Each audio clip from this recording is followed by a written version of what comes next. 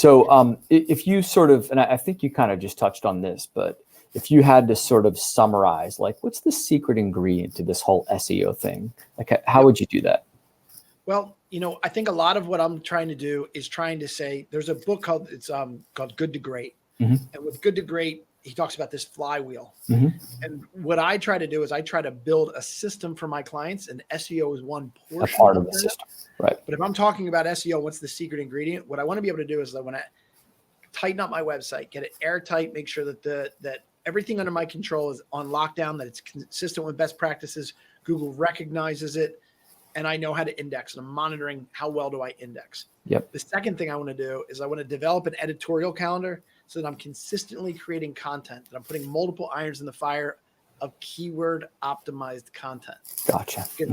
Keep in mind, I didn't say just pump out content. I said keyword optimized content. Right. And then third, and this is the one that's really hard to do, is you want to be able to find ways to generate backlinks. Okay. Backlinks are the secret sauce that everyone talks about and they know about, but it's very hard to do. And everyone just does this blanket statement that says, hey, if I create quality content, people are going to link to me.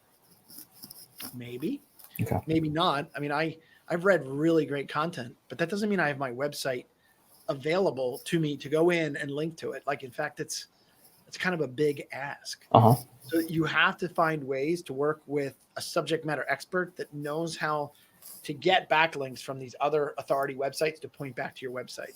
Gotcha. There's no silver bullet in that. In fact, people that try to find a silver bullet, they kind of cheat the system. They almost always get caught. Gotcha.